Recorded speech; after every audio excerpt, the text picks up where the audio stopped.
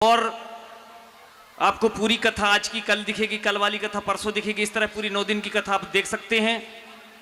दिशा photo studio video shooting वाले का नाम लेकर के YouTube में सर्च करेंगे तो आप ऑटोमेटिक आपको पूरी श्री राम कथा का लाइव दूसरे दिन देखने को मिलेगा।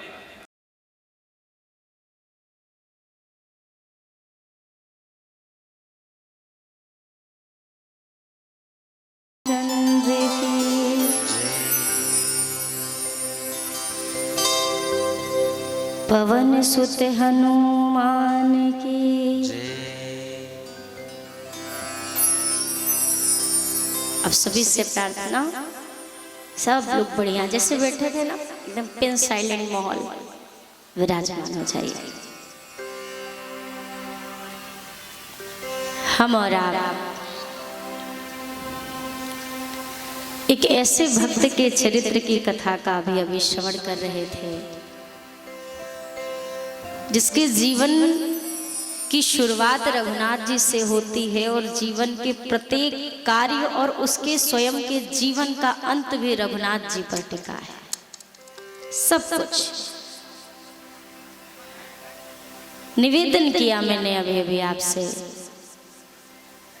रघुनाथ जी के नाम का समन जारी हुआ। पंडित जी के हाथ में समन रखा गया। सरकारी कर्मचारी ने वह नोटिस रखी और बोला कि रघुनाथ जी को हाजिर होना है। समन देने वाला कर्मचारी तो नहीं जानता कि रघुनाथ जी कौन है, पर समन लेने वाले पंडित जी समझ गए कि ये आया किसके लिए है। पंडित जी सजल नेत्रों से मंदिर के गर्भगृह के भीतर पहुंचे और भीतर जाकर रघुनाथ जी के समक्ष वह पत्रिका रखी। पत्रिका रखते ही पंडित जी ने कहा, प्रभु आज तक आपके लिए विवाह की पत्रिका बहुत बार आई, किसी के जन्मोत्सव की पत्रिका आई, किसी के भोज का निमंत्रण आया, आज पहली बार आपके लिए सम्मन आया है। जैसे आज तक प्रत्येक स्थान में पहुंचकर आपने कृपा की है ना, एक भक्त के विश्वास की आज लाज रखनी है आपको। समय पर पहुंच जाइएगा। उस भोला का आपके सिवा और संसार में कोई नहीं है जो उसके लिए गवाही दे। अब वो तिथि आई जिस दिन कोर्ट में पेशी होनी है। आज प्रातः काल में ही पंडित जी ने ठाकुर जी के गर्भगृह के सामने, श्री विग्रह के सामने वस्त्रों का ढेर लगा दिया। ठाकुर जी विवाह में बहुत बार गए हो, भोज भंडारे में बहुत बार गए हो, मंदिर में रहते हो, आज पहली बार अदालत में जा रहे हो। जो पसंद आए वही पहनना, जो रुचि करे। सुंदर श्रृंगार किया पंडित जी ने ठाकुर जी का। अब इधर यहाँ तो मंदिर की यह बात हुई, उधर अदालत में भोला पहुंच चुका है और नारे लगाए जा रहे हैं। जज साहब ने अभी अभी आदेश दिया है कि रघुनाथ जी को पेश किया जाए। जैसे ही कहा रघुनाथ जी हाजिर हो, हाजिर हो, हाजिर है, ऐसे 3 नारे जो लगाए हैं। चाल अटपटी सी एक वृद्ध की झुकी सी देह, धोती फटी सी शीश बांधे धरी धाए हैं। हाथ माही छड़ी पड़ी तुलसी की माल हिए, माले माथे पर रोरी चारु चंदन लगाए हैं। और साहब के सामने विनीत चपरासी साथ, आज रघुनाथ जी गवाह बन आए।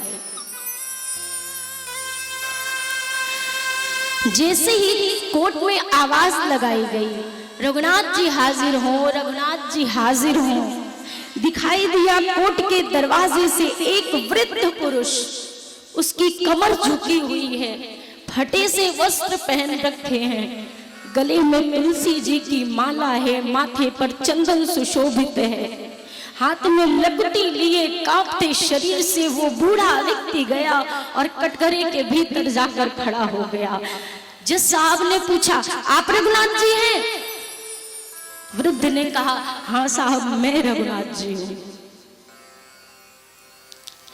जिस दिन भोला ने पैसे दिए, जज साहब ने पूछा, जिस दिन भोला ने पैसे दिए सेठ को, क्या आप वहीं पे थे? हाँ जी साहब, मैं वहीं था। कोई प्रमाण दे सकते हो? साहब, भोला ने पैसे दिए ना तो सेठ जी ने एक रसीद बना के दी थी। सेठ जी के अलमारी के तीसरे खाने में फाइल के नीचे वो रसीद आपको मिल जाएगी। किसी भी कर्मचारी को भेजकर मंगा लीजिए। तुरंत कर्मचारी को भेजा गया, कर्मचारी पहुंचा, जहां बताया था वहीं पर वो रसीद मिली। भोला तो बरी हुआ, सेठ को सजा हुई, पर जज साहब अपने कमरे में बैठे हुए बार बार सोच रहे हैं। उम्र निकल गई आज मुकदमे लड़ते लड़ते, पर ऐसा गवाह कभी नहीं देखा। कर्मचारी को बुलाकर पूछा, यही रघुनाथ जी थे? इन्हीं को सम्मान दिया था? कर्मचारी ने कहा, नहीं नहीं साहब, ये तो नहीं थे रघुनाथ जी। रघुनाथ जी कौन थे, क्या थे? भोला भगत को बुलवाया जज साहब ने। भोला भगत से पूछा, रघुनाथ जी को जानते हो? भोला ने कहा, हाँ। कहाँ रहते हैं? बोला, जहां मैं रहता हूं। तुम कहां रहते हो? जहां रघुनाथ जी रख लेते हैं। जज साहब निर्णय नहीं कर पा रहे, अरे इससे क्या बात करूं, ये तो बावला है।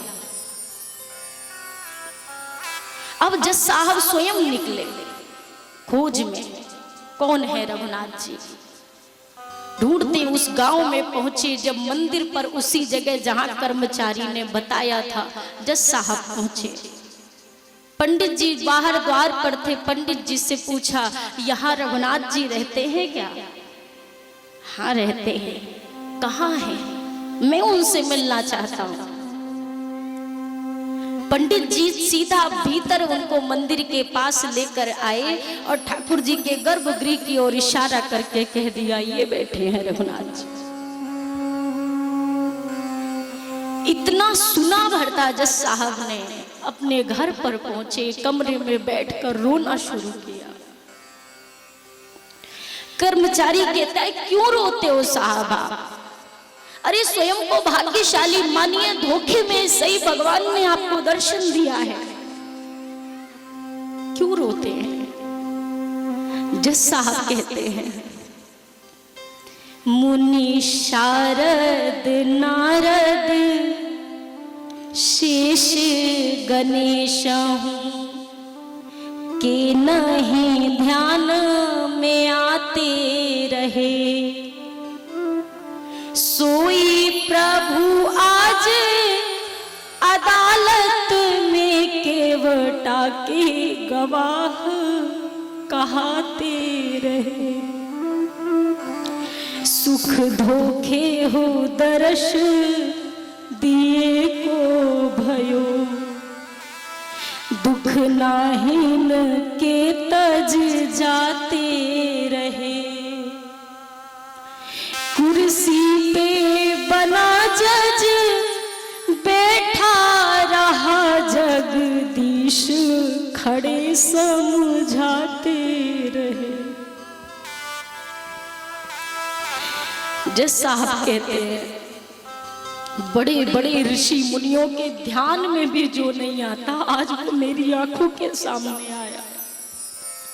कर्मचारी कहता है, तो रोने की क्या बात है, ये तो खुश होने की बात है। आपकी आंखों ने भगवान को देखा है, क्या उनकी जाने का दुख है आपको? जज साहब ने कहा, नहीं, मुझे धोखे से भी जो दर्शन मिला, मुझे उस बात का सुख है। वो चले गए, मुझे इस बात का दुख नहीं है। तो क्यों रोते हो? जज साहब ने कहा, कुर्सी पे बना जज बैठा रहा, जगदीश खड़े समझाते रहे। आज भगवान मेरे पास आया था, मैंने उनको कटघरे में खड़ा किया और खुद जज बनके मैं कुर्सी पर बैठा रहा। घंटों हमने बातें करी और घंटों मेरे ठाकुर जी खड़े खड़े मुझे समझाते रहे। मुझे इस बात का दुख है, मैंने भगवान को घंटों खड़ा रखा है, कैसे मेरा ये अपराध क्षमा होगा। उसी दिन अपने पद से इस्तीफा दिया, नौकरी छोड़ दी, वृंदावन में घूमते पर ठाकुर जी के मंदिर नहीं जाते थे, खड़े रहे, जितना समय हो खड़े खड़े ही बिताए। कोई पूछे मंदिर क्यों नहीं जाते हो तो कहते हैं इनसे नजरें नहीं मिला सकता, लायक नहीं। ये मेरे पास आए थे, मैंने इनको घंटों खड़ा रखा था, कैसे आंखें मिला इनसे। बात ये नहीं है कि आप क्या हैं, आपका पद क्या है, आपका रुतबा क्या है, आपका जाति, आपकी जाति, आपका वर्ण क्या है। ठाकुर जी बस ये पूछते हैं तुझ में भाव कितना है, आपके अंदर प्रेम कितना है। संसार में चाहे जितना आप लोगों को अपना बना लें, एक छोटी सी भूल होगी और वही आपके अपने आप को ठुकराएंगे। कितना भी खास रिश्ता होगा, कभी उनके मन की ना करके देखना, ना नाराज हो तो कहना।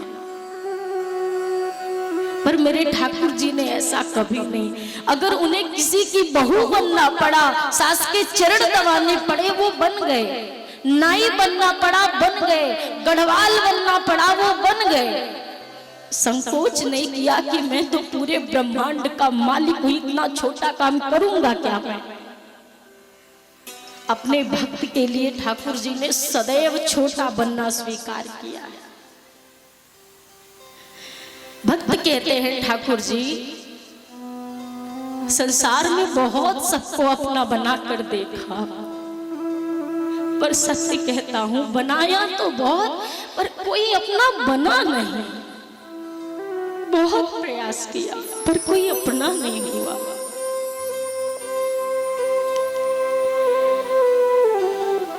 दिन रात अपना अपना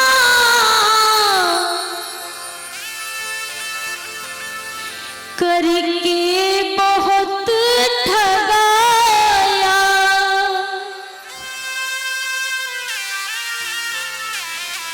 दिन रात अपना अपना करके बहुत ठगाया, कोई हुआ न अपना, कोई हुआ न अपना। तुम अपना मुझे बना लो, कोई हुआ न अपना। तुम अपना मुझे बना लो, कोई हुआ न अपना। तुम अपना मुझे बना लो, कोई हुआ न अपना। तुम अपना मुझे बना लो, दर पर तुम्हारे आया, अब ठुकराओ या उठा लो। दर पर तुम्हारे आया, अब ठुकराओ या उठा लो, दर पर तुम्हारे आया। प्रभु सुना है आप करुणा निधान है, करुणा के सिंधु हैं। अगर आज आपने मुझे ठुकरा दिया ना प्रभु, आपके नाम पर दोष आ जाएगा। करुणा के सिंधु मालिक, करुणा के सिंधु मालिक, अब अपनी बिरद बचा लो। करुणा के सिंधु मालिक, अब अपनी बिरद बचा लो। दर पर तुम्हारे आया, अब ठुकराओ या उठा लो। दर पर तुम्हारे आया, अब ठुकराओ या उठा लो। दर पर तुम्हारे आया, मीरा या शबरी जैसा पाया हृदय न मैंने। मीरा या शबरी जैसा पाया हृदय न मैंने। प्रभु, मीरा मैया जैसा प्रेम नहीं है, शबरी मैया जैसा भाव नहीं है, कुछ भी नहीं है मेरे पास जो आपको दे सकूं। मीरा या शबरी जैसा पाया हृदय न मैंने। मीरा यसवरी जैसा पाया हृदय न मैंने। जो है दिया तुम्हारा, जो है दिया तुम्हारा, लो अब इसे संभालो। जो है दिया तुम्हारा, लो अब इसे संभालो। दर पर तुम्हारे आया, अब ठुकराओ या उठा लो। दर पर तुम्हारे आया, अब ठुकराओ या उठा लो। दर पर तुम्हारे आया, दोषी हूँ मैं या सारा,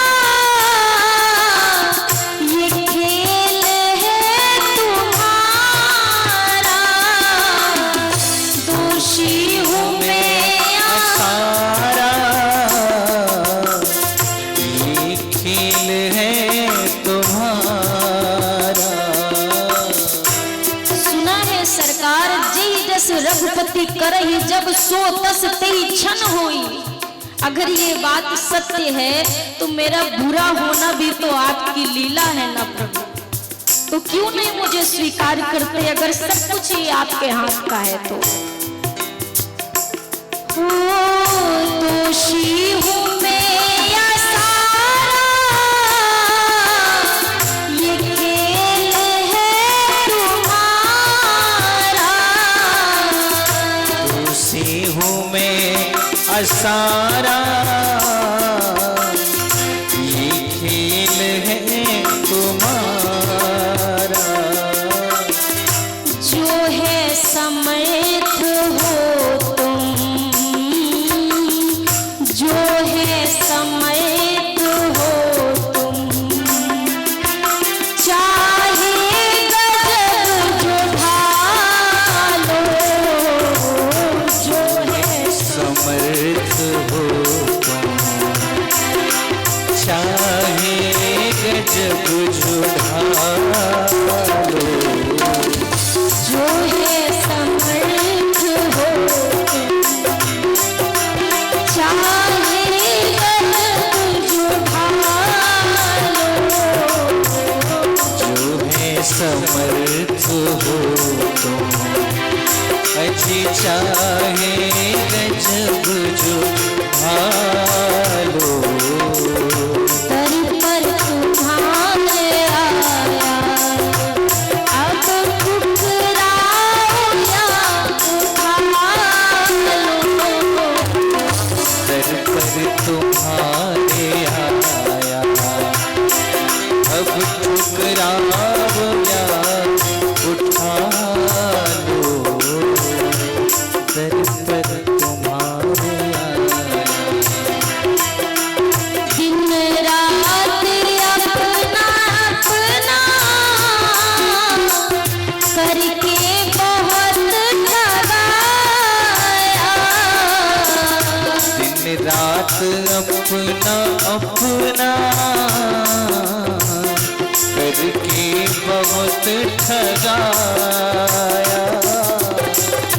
दिन रात अपना अपना करके बहुत ठगाया। दिन रात अपना अपना करके बहुत ठगाया। कोई हुआ ना अपना,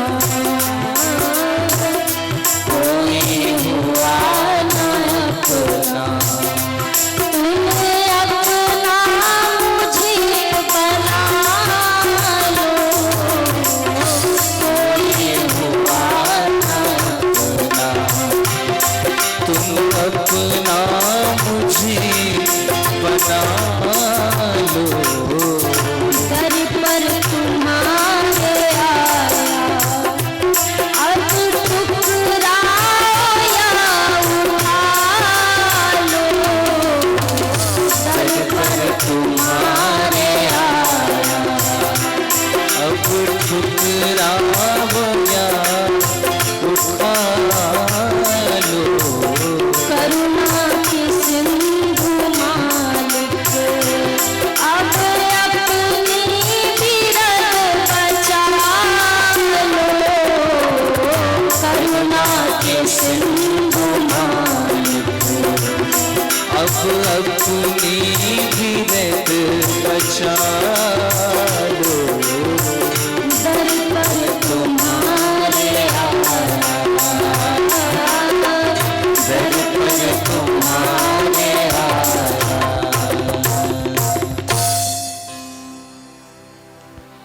दर पर तुम्हारे आया, अब ठुकराओ या उठा लो। करुणा के सिंधु मालिक, अब अपनी बिरद बचा लो। दर पर तुम्हारे आया। भक्त सदैव एक विश्वास में रहता है, मोरे हित हरिसम नहीं को। जीवन में सुख है दुख है कोई भी परिस्थिति है, मुझे विश्वास है मेरा भगवान मेरे साथ है। एक छोटा सा बच्चा होता है, 6 महीने का हो, साल भर का हो, माँ उसे अपनी गोद में लेकर जब आकाश की ओर ऊपर उछालती है तो वो डरता नहीं है, वो हंसता है, वो और जोर से हंसता है।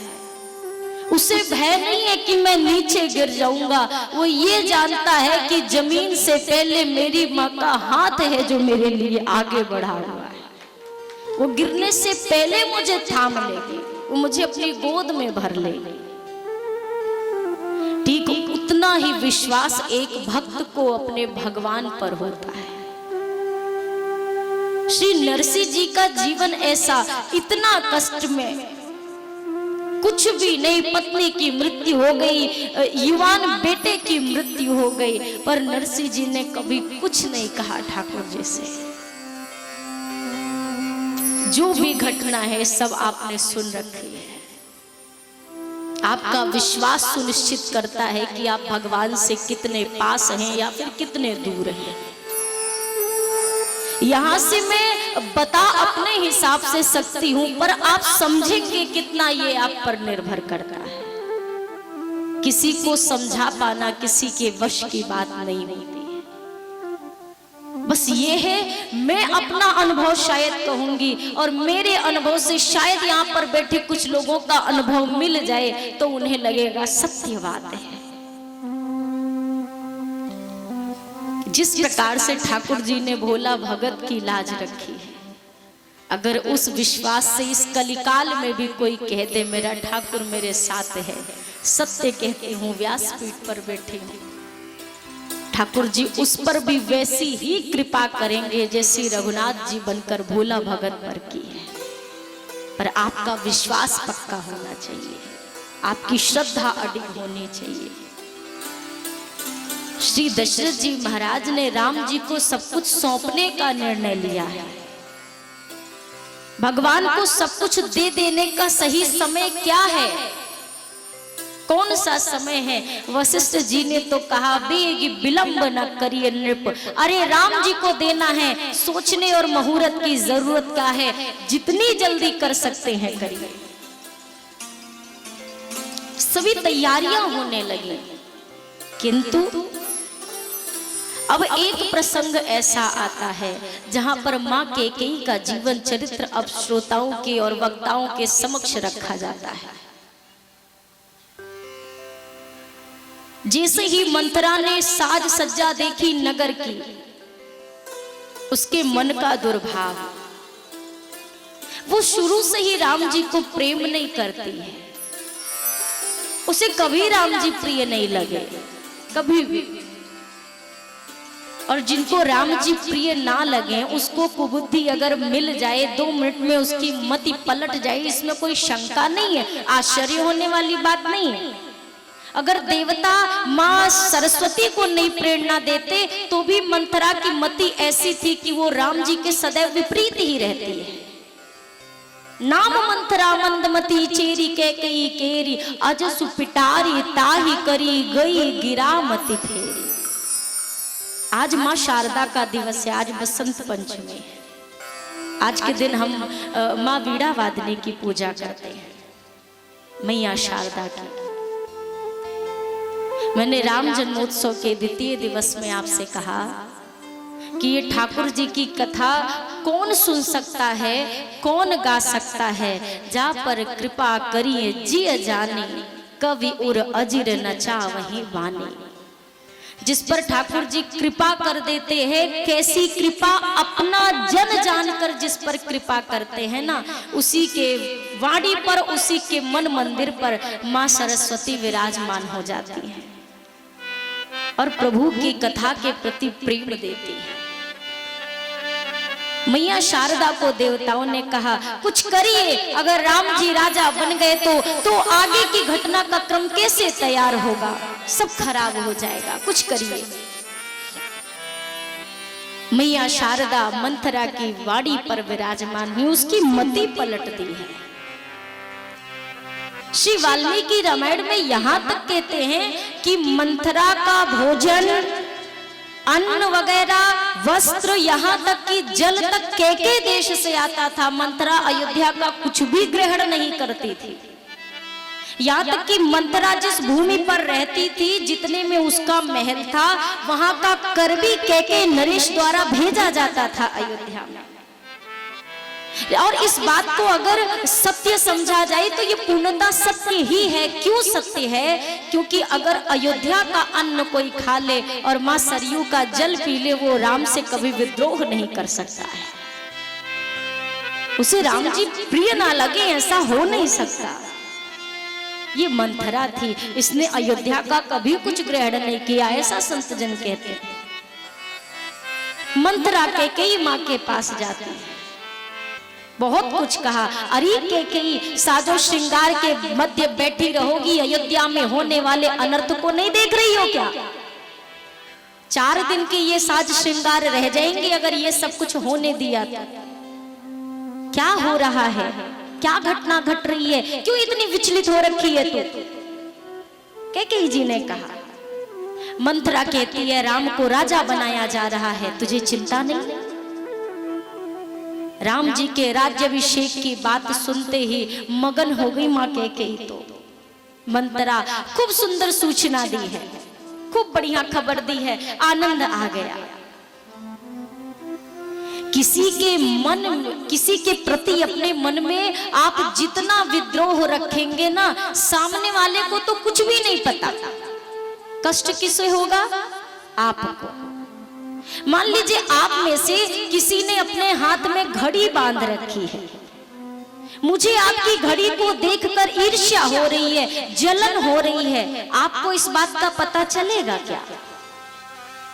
आपको तो भान भी नहीं है कि मुझे आपकी घड़ी से कोई फर्क पड़ रहा है, पर आपकी घड़ी को देख देख कर मैं अपना हृदय जलाऊंगी। घाटा किसका है? हानि किसकी है? घड़ी पहनने वाले की नहीं है, घड़ी को देखकर ईर्ष्या करने वाले की हानि। आप अपने मन में क्षमा करने का स्वभाव लाइए।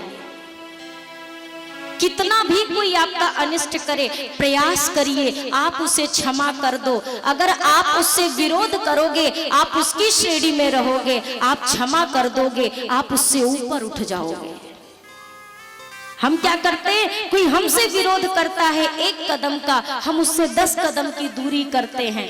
वो तो हमसे तब भी छोटा रह गया, हम तो उससे भी बड़े वाले विद्रोही बन जाते हैं। जैसे ये सेब है, इसका वजन कितना होगा? मुश्किल से अगर इसको मैं 20 ग्राम का भी मान लूं या 50 ग्राम मान लेते हैं, 50 ग्राम इसका वजन होगा। मैं इसको हाथ में यूं लेकर खड़ी रहूं, आधे घंटे बाद ये सेब मुझे 500 ग्राम का लगने लगेगा। 3 घंटे खड़ी रहूंगी, 1 किलो का लगने लगेगा। रात भर खड़ी हो जाऊंगी तो ये मेरे हाथ को ही पैरालाइज्ड कर देगा, मेरा हाथ ही काम करना बंद कर देगा। आप बताइए, ये सेब क्या अपने वजन से बढ़ा है क्या? ये 50 ग्राम का ही है। आप अपने मन में जितनी देर तक विरोध को रखेंगे, दुर्भावना रखेंगे, दुर्भावना आपके मन को भारी करेगी, वो उतनी ही है। किसी ने आपको मार दिया, 1 झापड़ मारा, वो 1 झापड़ ही है। अब आप उसका विरोध कितने तरीके से और कितने भारी रूप से अपने मन में रखते हैं, ये आप पर निर्भर करता है।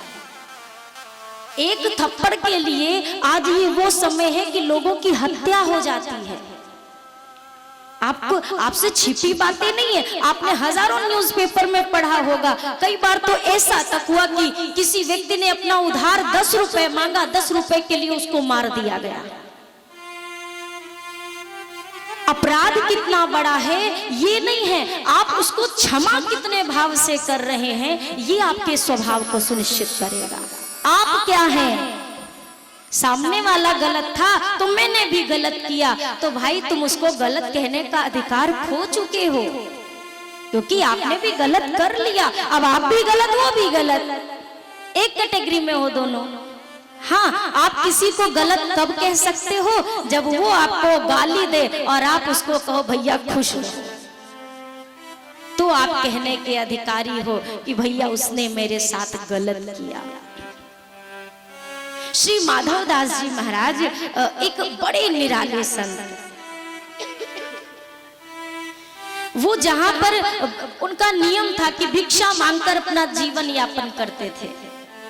अच्छा, और घरों से तो उन्हें कुछ मिल भी जाए, पर एक बुढ़िया थी जो रोज उन्हें सिर्फ गाली देती थी, कभी एक दाना अन्न नहीं दिया, चिढ़ी रहती थी, चिड़चिड़ी रहती थी। लेकिन माधवदास जी का स्वभाव कैसा, वो कभी नहीं देती थी, फिर भी रोज उसके द्वार पर जाते थे। वो 2 गालियां देती है, फिर वापस आ जाते, पर जाते जरूर थे। एक संत जी से एक व्यक्ति ने कहा, महाराज जब आपको पता है वो रोज गाली देती है तो क्यों उसके द्वार पर जाते हो, छोड़ दो जाना, वो कुछ तो देती नहीं है। माधवदास जी ने कहा, भैया ऐसा मत कहो कि कुछ नहीं देती, कुछ तो वो देती है, और जो कोई नहीं देता वो मुझे वो देती है, खाली हाथ मुझे वो भी नहीं लौटाती।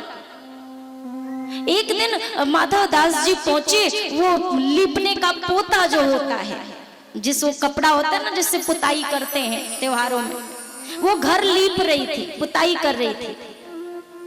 और उसके अंदर चिड़चिड़ापन किस बात का, उसके बेटे के विवाह को बड़े दिन हो गए थे, कोई पुत्र नहीं था, बस वो पोते की चाह उसे अंदर से गुस्सैल बना चुकी थी। बेटा का बेटा नहीं है, कोई पोता नहीं है। आज महाराज आए, मैया भिक्षाम देही, कुछ देगी मैया। आज वो इतने क्रोध में थी कि जिस पोते से वो पुताई कर रही थी, लिपाई कर रही थी, वही पोता उठाया और माधव दास जी को फेंक करके मारा। पोता दिया ना प्रेम से, ऋष बस दीन ही मार। जैसे ही पोता मारा तो महाराज श्री के मुख से निकला, माँ आज तूने मुझे पोता दिया है, जा तुझे पोता मिलेगा। इतना ही कहा और संयोग से कुछ दिन बाद उस बुढ़िया माई के घर पोता हुआ। आज अपनी एक सखी के साथ बैठी, आज आंखों से आंसू रोए जा रही। पूछा, इतने दिन बाद तेरे घर में किलकारी गूंज गई। बुढ़िया बोल पड़ी, पोता दिया ना प्रेम से, ऋष बस दीन ही मार। ऐसे हो पुण्यन से सखी मेरे पोता खेलत द्वार। मतलब मैंने गुस्से से पोता मारा, एक वो तो पुण्य भी नहीं कहा जा सकता, लेकिन महाराज को लगा मैंने उनको कुछ दिया है और मेरे द्वार पर पोता खेल रहे हैं। जो मैं ऐसे संत को देती प्रेम प्रसाद। बुढ़िया माई कहती हैं, अरे सखी जब गुस्से से पोता दिया तो द्वार पर पोता खेल रहा है, अगर प्रेम से कभी इनको कोई प्रसाद दे दिया होता तो सोच क्या होता। जो मैं ऐसे संत को देती प्रेम प्रसाद, तो घर में सुत उपजते जैसे ध्रुव प्रहलाद। गुस्से से पोता दिया तो पोता आया, अगर कहीं गलती से प्रेम से दिया होता तो मेरे घर के आंगन में शायद ध्रुव प्रहलाद खेल रहे होते। और इधर महाराज श्री ने वो पोते का क्या किया पता है? पोता फेंका नहीं, रोज सागर के किनारे जाते थे, सागर के जल में खूब रगड़ रगड़ के उस पोते को साफ किया, खूब रगड़ा, खूब साफ किया, खूब साफ किया। और चूंकि महाराज श्री का नियम था कि जहां से एक बार भिक्षा ले ले, एक घर में अगर भिक्षा मिल गई तो फिर दूसरी जगह नहीं जाते थे। आज महाराज जी को कुछ मिला है, पोता मिला, तो दूसरे घर में भिक्षा लेने भी नहीं गए। वो पोते के कपड़े को खूब साफ किया, जब एकदम वो स्वच्छ हो गया, निर्मल हो गया, उसको फाड़ा, उसकी बाती बनाई, एक दीपक में रखा, उसमें घी डाला और ठाकुर जी के समक्ष दिया जला दिया। दीपक जलने लगा, जगन्नाथ भगवान के सामने वो दीपक जल रहा, मगन होकर कीर्तन कर रहे हैं। ये बुढ़िया माई रोती हुई आई, महाराज मुझे क्षमा कर देना, मैंने उस दिन बड़ी गलती करी, बहुत गलती की। माधव दास जी ने कहा, मैया तेरा उपकार मैं कैसे तुझे बताऊं, तूने कितना उपकार किया है।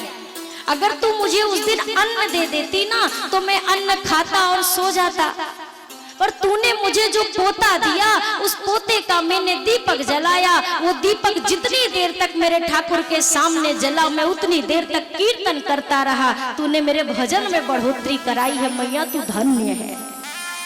ये संत का स्वभाव है। ठाकुर जी की कृपा ऐसे संतों पर ना होगी तो किस पर होगी? कैकेयी मैया को बहुत प्रकार से मंथरा ने अलग अलग बातें कही। संत कहते हैं आज तक जितने भी सौतनों की कथा इतिहास में लिखी गई है, मंथरा ने रात्रि के भीतर भीतर सारी कथा सुना डाली मां कैकेयी। आज तक कोई किसी की हुई नहीं है। कैकेयी मोह में मत पड़ना।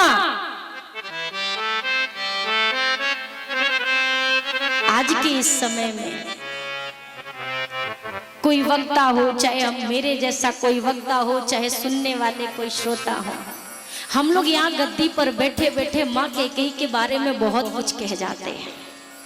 कोई कहता है अरे उनकी वजह से राम जी बन गए, अरे उनकी वजह से ऐसा हुआ। राम जी को छोड़ दिया कैकेयी ने, जबकि राम जी कितना प्रेम करते थे।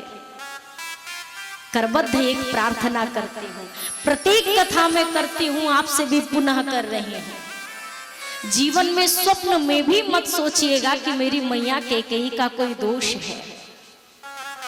लोग कहते हैं कि कैकेयी जी ने भरत जी के लिए राम जी को छोड़ दिया। आप थोड़ा सा अपने मन मस्तिष्क को दौड़ाइए और अपने इस वाक्य पर विचार करिए, क्या यह सत्य है? कैकेयी जी ने भरत जी के लिए राम जी को नहीं छोड़ा, कैकेयी जी ने राम जी के लिए अपने पुत्र भरत को छोड़ा है। राम जी तो सदैव उनके रहे हैं। वन जाने के बाद भी चित्रकूट में पहला प्रणाम मेरे राघव जी ने मां कैकेयी को किया है। अयोध्या 14 साल के बाद आई, पहले मैया से मिले हैं। मैया कैकेयी से तो ठाकुर जी कभी रुष्ट हुए ही नहीं है, वो तो एक ही साथ रहे हैं। पर मैया कैकेयी के जीवन से छूटा कौन है, इस पर विचार करिए। भैया भरत। जिस दिन भैया भरत को ये पता चला ना कि कैकेयी जी ने ऐसा ऐसा वरदान मांगा, उस दिन भैया भरत ने जीवन पर्यंत के लिए मां कैकेयी का त्याग कर दिया है। तो अब ये मत विचार करिएगा कि भरत जी के लिए राम जी का त्याग हुआ है, नहीं। मेरी मां ने राम जी के लिए अपने सगे पुत्र भरत जी का त्याग किया है। भली प्रकार जानती हैं। एक बात बताइए, गर्भ से जन्म देने वाली मां क्या अपने बेटे का स्वभाव नहीं जानेगी? जो माँ पालने में झूलते हुए बच्चे के रोने को सुनकर समझ जाती है ये ऐसे रो रहा है, मतलब भूख लगी है, अच्छा ये ऐसे रो रहा है, इसे कोई दर्द हो रहा है। जो ना बोल पाने वाले बच्चे के रोने का फर्क समझ लेती है, वो माँ क्या अपने बेटे का स्वभाव नहीं जानेगी कि अगर मैं राम के लिए वनवास मांगूंगी तो क्या भरत यहाँ की गद्दी पर बैठेगा? क्या वो माँ ये नहीं जानेंगे कि भरत और राम जी का प्रेम कितना है? वो सब जानती हैं, पर क्यों किया है ये सब कुछ? क्योंकि ये मेरे राम जी की इच्छा है। मेरे राघव जी चाहते हैं कि माँ मेरे लिए कुछ ऐसा रास्ता तैयार कर दे माँ कि आगे जितने भी वहां वन में भी जीव बैठे हैं, मैं सब अपने भक्तों का कल्याण कर सकूं। रावण को मारना भर मेरा उद्देश्य नहीं है माँ। मैया कैकेयी से मंथरा ने कहा, जाओ रानी, कोप भवन में जाकर विश्राम करो, लेट जाओ भूमि पर, खोल दो अपने केशों को, उतार दो ये वस्त्राभूषण और धारण कर लो मैले कुचेले कपड़े। वही किया माँ कैकेयी ने। माँ कैकेयी तो ठाकुर जी की इच्छा से कर रही हैं, पर जो घटना आ रही है समक्ष, जो मंथरा कह रही है माँ वही वही कर रही है। अगर भोजन में कोई जहर डाल दे, विष डाल दे, उस विष का इलाज एक बार संभव है, पर अगर कोई कानों में विष घोल दे, उस विष का इलाज संभव कदापि नहीं है। ये कान एक ऐसी वस्तु है ना, इसको जहां पर बुरी चीजें सुनने में आती, बहुत ललायत रहती है, बहुत ललायत। अरे हरि की कथा कानन से ही तो सुनते हो भाई, भाव है तो कथा सुनने में बैठे हैं। अभी एक बार हो जाए, अरे क्या सुनाया है, अभी राम जी वन चले जाएंगे 2 वर के कारण, हो गया। मैया कैकेयी के जब कोप भवन की चर्चा दशरथ जी ने सुने, कोप भवन में पहुंचे। रानी, किसने तुम्हारा अपमान किया, मुझे बताओ। कहू के ही रंग कही कराऊ नरेशु, कहू के ने परिने कारण देशु, कहू के ही रंग कही कराऊ नरेशु, कहू के ही परिने कासु देशु। मंगल भवने अमंगल हारी, मंगल भवन अमंगल हारी, प्रभु सुदशरथ अजीर बिहारी, प्रभु सुदशरथ अजीर बिहारी। मैया कैकेयी से महाराज कहते हैं, रानी बताओ किसने तुम्हारा अपमान किया है? या फिर ये कहो, एक बार तुम कह भर के देखो, कहो तो रंक को राजा बना दूं, राजा को रंक बना दूं। किसके साथ ये करना है बस बताओ तो सही तुम एक बार। अच्छा सुनो, तुम्हारे राम को राजा बनाने का निर्णय लिया है मैंने, और मैं इतना प्रसन्न हूं, जो मांगना चाहती हो मांग लो। माँ कैकेयी अब बोली, महाराज मांग लो कहने से चीजें मिल नहीं जाती, बस कहते रहते हो मांग लो, कभी कुछ दिया भी है, देना भी पड़ता है। अरे पहले पुराने 2 वरदान पूरे कर दो, नए वरदान बाद में देना। अच्छा, इतनी सी बात के लिए आप यहाँ नाराज हो, भवन में आ गई, चलिए जो मांगेंगी प्रदान करूंगा। कैकेयी जी ने कहा, अब आपका विश्वास नहीं है मुझे, आप पहले राम की सौगंध लीजिए, तब मैं आपको बताऊंगी मुझे क्या चाहिए। दशरथ जी ने सौगंध लिया, मैया से कहा, हे कैकेयी, अरे आप मेरी अर्धांगिनी है, क्या ये नहीं जानते कि हमारे रघुकुल का नियम कैसा है, रघुकुल की रीत कैसी है? रघुकुल रीति सदा चली आई, रघुकुल रीति सदा चली आई, प्राण जाई वरु वचन ना जाई, प्राण जाई वरु। वचन न जाई।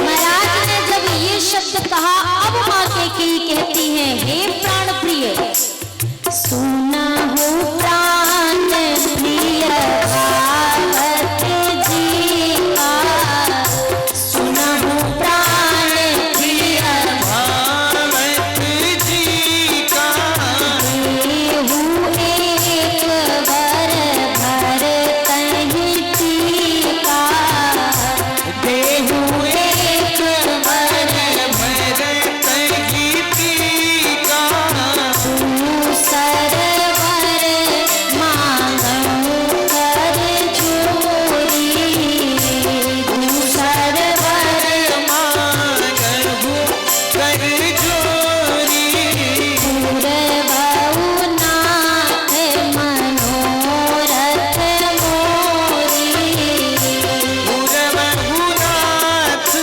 मनोरथ मोरी, तापस वेश विशेष उदासी, तापस वेश विशेष उदासी, 14 बरिस राम बनवासी, 14 बरिस राम बनवासी। महाराज ने कहा, रघुकुल रीत सदा चली आई, हे रानी प्राण जाई वरु वचन न जाई। रघुवंश की परंपरा है देवी, रघुवंशी प्राण दे सकता है पर अपने वचनों से पीछे नहीं हटता, और महाराज ने किया भी वही, रघुनंदन के लिए अपने प्राण त्याग दिए महाराज ने।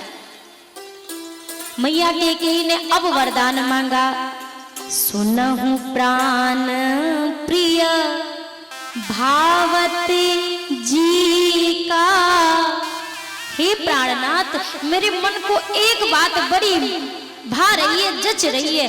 कौन सी बात देवी? मेरा पहला वरदान सुनिए, देहु एक वर भरता ही टीका। मेरा पहला वरदान ये दीजिए मुझे कि भरत का राज्याभिषेक कर दीजिए, राम का नहीं।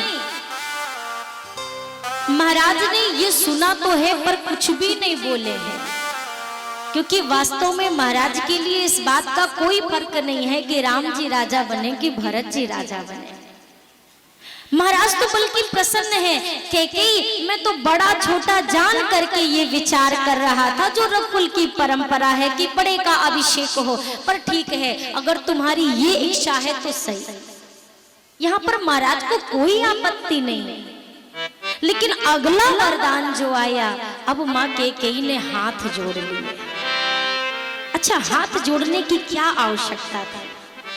वरदान मांग रही है, महाराज ने वचन दिया है और अपने वचनों को मांगना, इसके लिए हाथ जोड़ने की क्या आवश्यकता थी? अगर हाथ जोड़ना था तो शुरुआत से जोड़ लेती, महाराज मेरे ये दो वचन हैं। पहले वर में नहीं मांगा, कोई हाथ नहीं जोड़ा। दूसरे वर में महारानी ने माँ ने हाथ जोड़ लिए हैं। क्यों हाथ जोड़ लिए? महाराज आपको मैं अपने शब्दों से आज जो पीड़ा अब पहुंचाने वाली हूं, ये उसके लिए क्षमा प्रार्थी हूं। मैं आपके प्राणों से प्रिय राम को अब आपसे दूर करने वाली हूं, मैं उसके लिए क्षमा प्रार्थी हूं। मैं समस्त अयोध्यापुर वासियों को इतना बड़ा कष्ट के सागर में डुबोने वाली हूं, मैं उसके लिए क्षमा प्रार्थी हूं। और तो और महाराज, मैं भरत को, अपने पुत्र भरत को आपके आखिरी दर्शन से वंचित करने वाली हूं, मैं इसके लिए क्षमा प्रार्थी हूं। मैं आपके प्राणों के लिए आज जो आप वाणी बोलने जा रही हूं, ये आपके प्राणों के लिए घातक होंगे, मैं उस कष्ट के लिए क्षमा प्रार्थी हूं। माँ ने हाथ जोड़कर दूसरे वचन में कहा, दूसर वर मांगू कर जोरी। महाराज हाथ जोड़कर मांगती हूँ, पूर्ण अवश्य करना। मन में क्या है जरूर पूरा करना स्वामी, क्योंकि मेरे रघुनंदन की इच्छा है इसके पीछे, अवश्य पूर्ण करिएगा। मांगा, तापस वेश विशेष उदासी। महाराज तपस्वियों का वेश धारण करके, विशेष उदासीन व्रत को धारण करके राम को 14 वर्ष के लिए ये अयोध्या के सुख सुविधाओं का त्याग करके जंगल में जाकर रहना पड़ेगा। वनवास का यह वचन मैं आपसे चाहती हूँ। इतना सुनते ही श्री दशरथ जी महाराज भूमि पर गिरे, बारंबार कैकेयी जी से कहते हैं, रानी एक वचन ले लो, भरत को राजा बना देता हूं, कोई समस्या नहीं है, पर मेरे राम को वनवास मत दो। पर मेरी मैया कैकेयी अपने वचन पर अडिग रही। महाराज ध्यान से सुनिए, या तो कल प्रातः काल अवध के राजद्वार से राम के राज्याभिषेक का रथ निकलेगा, और अगर आपने नहीं पूर्ण किया तो या तो फिर ये कैकेयी का शव निकलेगा। आप तय करो क्या आप चाहते हो। लेकिन ध्यान रखिएगा, आपके कुल की जो अपकीर्ति होगी संसार में, उसके जिम्मेदार फिर आप होंगे। कभी कोई रघुवंशी फिर ये ना कह सकेगा कि हमरा कुल के ऐसे हैं, हमारी परंपरा ऐसी है। महाराज मूर्छित हो गए। इधर सुमंत जी जब जगाने के लिए आए, मैया कैकेयी ने कहा, जाकर के राम को बुला लाइए। राम जी पधारे। राम जी ने आकर के मैया को प्रणाम किया, दशरथ जी को प्रणाम किया।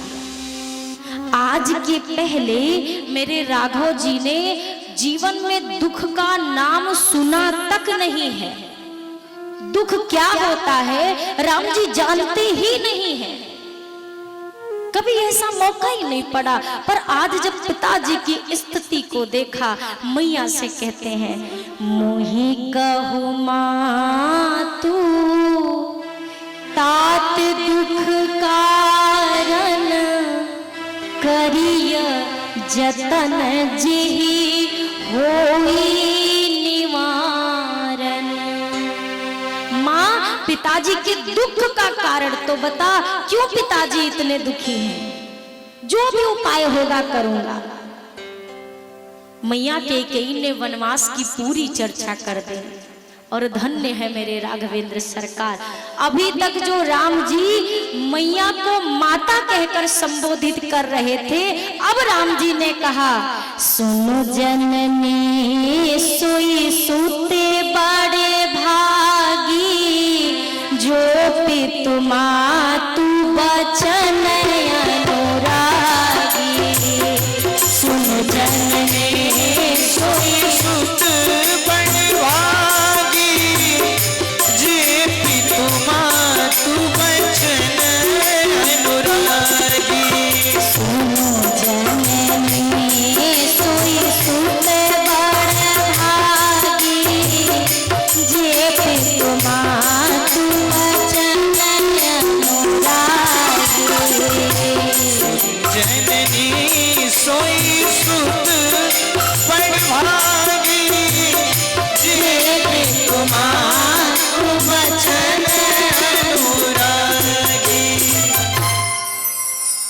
राम जी ने मैया कैकेयी को जननी कहा। जननी, माता और जननी ये दोनों में फर्क है। हम अपनी माँ के समान आयु वाली किसी भी स्त्री को माता जी कह सकते हैं और कहते हैं। जो हमारे माँ की उम्र की हमारे मुख से सहज निकलेगा माँ जी, माता जी निकलता है, लेकिन जननी कहने का अधिकार हम सभी को, हम हर किसी को जननी नहीं कहते हैं। जननी का अर्थ होता है जिसने जन्म दिया। जननी सबको नहीं कहा जाता। राम जी आए तो कैकेयी जी को माता कहा। जब कैकेयी जी ने वचन की बात सुना दी, अब कहते हैं जननी। अब कैकेयी जी जन्मदात्री कैसे हुई? जन्म देने वाली तो कौशल्या जी हैं, ये कैसे जननी हो गई? तो एक संत ने कहा कि राम जी को जन्म देने वाली तो माँ कौशल्या है, पर मर्यादा पुरुषोत्तम राम जी को जन्म देने वाली मेरी माँ कैकेयी है। अभी तक राम जी हैं, पर मर्यादा पुरुषोत्तम तो ठाकुर जी 14 वर्ष के भीतर बने हैं। अगर आप राम कथा से ये 14 साल निकाल दें तो क्या बचेगा? आप विचार करें। जन्म हुआ, बड़े हुए, विवाह हुआ, समाप्त, क्या बचेगा? संघर्ष नहीं है, त्याग नहीं है, प्रेम नहीं है, कोई भाव नहीं है, क्या बचेगा? पूरी कथा का सार ही तो अब शुरू होता है। ये अयोध्या कांड की कथा बताती है भाई कैसे बनिए, माँ कैसी होनी चाहिए, भ्रातृ प्रेम कैसा होना चाहिए, पिता के प्रति वचनों का पालन कैसा होना चाहिए। ये सारे धर्म तो अयोध्या कांड सिखाती है। और ध्यान से एक चीज और गौर करिएगा, गोस्वामी जी ने साफ शब्दों में लिखा है, जे पितु मातु बचन अनुरागी चरण अनुरागी नहीं है। चरण अनुरागी होना सहज है, साधारण है। सुबह उठो जय हो माता जी, शाम को सोने जाओ जय हो पिताजी, रोज सुबह शाम 8 बार माई बाप का गोड़ छुओ। अब बात है कहू ना मानो, आपके चरण छूने का कोई अर्थ निकला? पिताजी कहे बेटा एक गिलास पानी दे दो, अरे अब ले लो ना, हम मोबाइल चला रहे, हो गया। अब प्रणाम खूब करो सुबह में और शाम में, क्या अर्थ निकलेगा? चरण अनुरागी का भी लाभ तब मिलेगा जब बच्चा वचन अनुरागी होगा। राम जी कहते हैं जो अपने माँ बाप के वचनों में प्रेम रखे वो पुत्र धन्य है, माँ वो संतान धन्य है। अभी मैं बीच में कोई चर्चा मैंने उठाई, फिर मैं भूल गई। मैं ये निवेदन कर रही थी कि जीवन में आपको जितना भी कुछ अच्छा करना है ना, अपने समय पे कर लो। दूसरे के समय में अपने काम की चीज नहीं हो पाती है। बेटे का समय आएगा तो बेटा अपना काम करेगा कि आपको तीरथ लेके जाएगा? आप क्या करते? पैसा बचा के रखेंगे, क्या होगा बुढ़ापे में ना, हम जाएंगे तीरथ करने, हवा में जाओगे भाई, शरीर चल नहीं रहा, लाठी संभल नहीं रही, तीरथ करोगे आप? कैसे करोगे? अपने हाथ में धन है तब तो आप धर्म कर ही नहीं पा रहे हैं, और जब गड्डी दूसरे के हाथ में चली जाए तो वो धर्म करने देगा? कैसे करेंगे? आया बुढ़ापा कह गया जी कान में मेरे बात। बुढ़ापा आया, कान में बोल कर गया, क्या बोला? मीठा बोलो झुक के डोलो। बुढ़ापे के 2 मंत्र, मीठा बोलो झुक के डोलो, लाठी ले लो हाथ। बुढ़ापा बेरी कोई ना पूछे बात। बुढ़ापे में कोई पूछता नहीं है। एक दिन मेरा बेटा आया कान में कह गया बात। एक दिन बेटा जी आए, एक दिन मेरा बेटा आया कान में कह गया बात। अरे चारों कोने पड़े हैं घर में, कहीं पे डालो खाट रे। बुढ़ापा बेरी कोई ना पूछे बात। अरे मई का एक कमरा छेका के बैठी, इतना बड़ा दुआरा है, कहूँ खटिया डाल के पड़ी रहो, करना का है तुम्हें। एक दिन मेरी बहुएं आई, कान में कह गई बात, बहू रानी आई है, जाकर इंतजार करते हो ना कब बेटवा का ब्याह होवेगा, और बेटा का ब्याह भया नहीं, कब नाती पोता आएंगे। एक दिन मेरी बहुएं आई, कान में कह गई बात, अरे घर की चाबी हमको दे दो। क्या करोगी जो पल्ला में बांधे बांधे घूम रही हो। घर की चाबी हमको दे दो, तुमको रहे ना याद रे बूढ़ापा बेरी, कोई ना पूछे बात। एक दिन मेरा पोता आया, अच्छे लगते हैं ना पोता, सबको लगे कि ना लगे, जोर से बोलो। हाँ, एक दिन मेरा पोता आया, कान में कह गया बात। अब दादी जी को लगा कछु प्यार से बोलेगा, पोता जी ने कहा गया, अरे सारी रात तू खो खो करती, पूरी रात भर तो मैं हैं लगा के रख, सारी रात तू खो खो करती, बाहर डालो खाट रे बूढ़ापा बेरी, कोई ना पूछे बात। एक दिन मेरा नाती आया, पोता होवे बेटा का बेटा पोता, और बिटिया का बेटा होवे नाती। एक दिन मेरा नाती आया, कान में कह गया बात, अरे मर जाओगी हमें का दोगी, ये बतलाओ बात रे बुढ़ापा बेरी, कोई ना पूछे। नाती को तो भी चाहिए ना कछु ना कछु, अरे निपटा दोगी माई, हमें का दोगी नानी जी, हमें क्या दोगी। एक बड़ी सुंदर घटना आती है। एक सज्जन महाराज जी के पास गए, कहने लगे महाराज जी अब हम सोच रहे हैं हम बाबा बन जाएं। क्यों बन जाओ, वो हमारे यहाँ बेटे का बेटा है, गोदी में आकर बैठता है, कहता है बाबा बाबा, तो हमें लगता है वो संकेत दे रहा है कि बाबा अब तुम हो जाओ बाबा, सोच रहे हम बाबा बन जाएं। तो महाराज जी ने कहा तो अब तक भय क्यों नहीं, हो जाओ बाबा। उन्होंने कहा जब बेटा का बेटा बैठता है गोदी में तो बाबा बाबा कहता है, और जैसे ही बनने का सोचता हूँ तैसे बिटिया का बेटा करके तो नाना नाना नाना, हमारा इरादा वही बदल जाता है, वो मना कर देता है तो फिर नाना हो जाता है। तो बड़ी चीजें हैं। मेरे राघवेंद्र सरकार प्रणाम करते हुए ठाकुर जी पिताजी को, माता जी को, और मैया जानकी भी साथ में चली हैं, भैया लक्ष्मण भी साथ में चले, वन के लिए निकल पड़े। तमसा के तट पर ठाकुर जी ने प्रथम विश्राम लिया। अच्छा, ठाकुर जी की चतुराई देखिए, अयोध्या से गुरु जी के द्वार तक, गुरु स्थान तक पैदल आए, और जैसे यहाँ पर पहुंचे आश्रम से सुमंत जी जो रथ लेकर आए थे ना, यहाँ से रथ में बैठ गए। अब अयोध्या वासी पैदल चले हैं क्योंकि ठाकुर जी अयोध्या से पैदल निकले थे। अब अयोध्या वासी सोच रहे वापस जाएंगे तो ठाकुर जी आगे निकल जाएंगे, तो ऐसा करते हैं रथ के पीछे पीछे चलते रहो। और तमसा के तट पर जब सभी सो गए, ठाकुर जी ने रथ आगे बढ़वाया और श्रृंगवेरपुर पहुंचे। यहाँ पर निषाद राज जी से भेंट हुई। निषाद राज जी कहते हैं प्रभु ये आपका ही तो है, सब कुछ आपका है। अरे बड़ा राज्य तो नहीं है सरकार, पर जो है आपका है, आप यहाँ के राजा बन जाइए। ठाकुर जी ने कहा हे मित्र, मैंने उदासीन व्रत लिया है, मैं किसी नगर के भीतर नहीं रह सकता।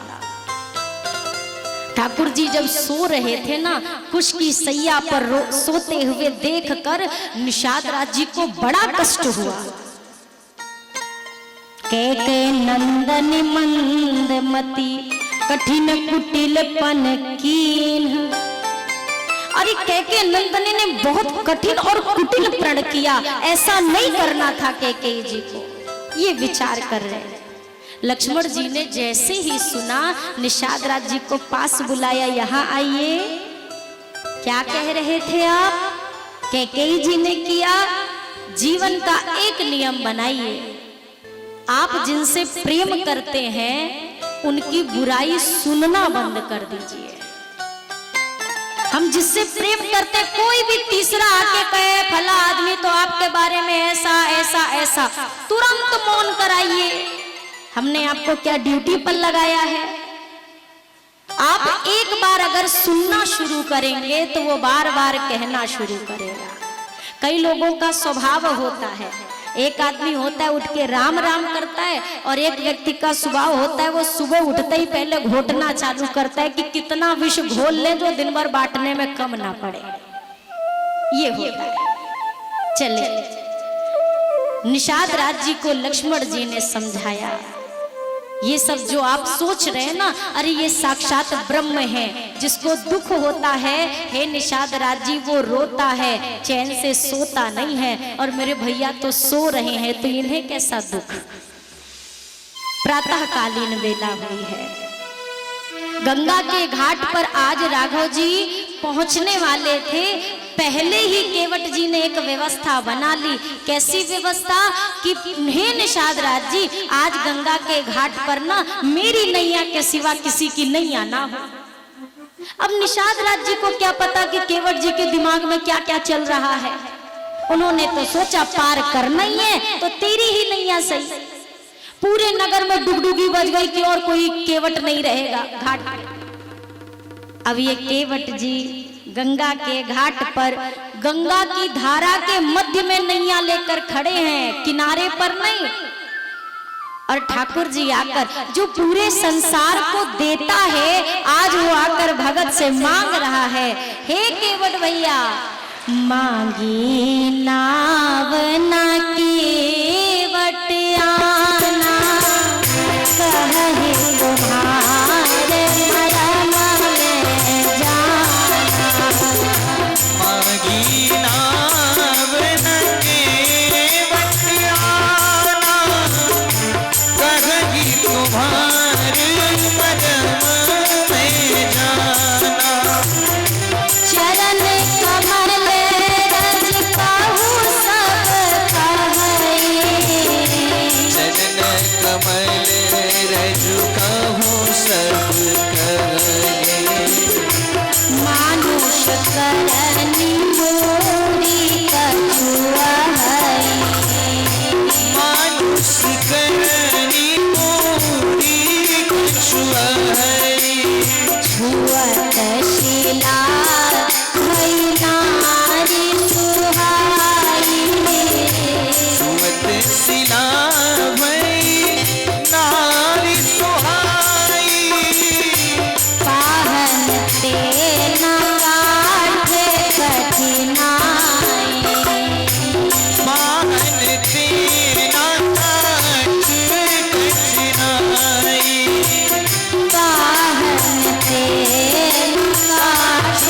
कठिनाई। केवट जी ने कहा, सरकार नहीं लाऊंगा। अच्छा, नैया बीच में है, किनारे नहीं है। क्यों?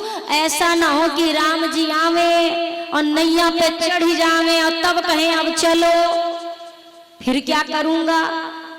तो इसलिए नैया इतनी दूर पे रखो कि वो चढ़ ना पाए, दूर ही से वार्तालाप हो।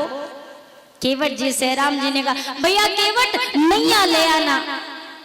अच्छा, एक और बात बताइए, स्वामी और सेवक ये दोनों एक साथ हो तो सारी व्यवस्था बनाना किसका काम होता है, स्वामी का कि सेवक का? सेवक की ही तो जिम्मेदारी होती है ना, व्यवस्था देखना, मैनेजमेंट संभालना। पर यहाँ पे लक्ष्मण जी ने व्यवस्था नहीं संभाली। क्यों? राघव जी जानते हैं केवट जी जो अभी मिलने वाले हैं वो कोई ऐसे वैसे भगत ना है, टेढ़ा ही भगत है। और हमारे लखनलाल भी, ये भी जरा सा केवट जी ने 3-5 किया तो ये बाण निकाल के सीधा समाप्त ही करेंगे।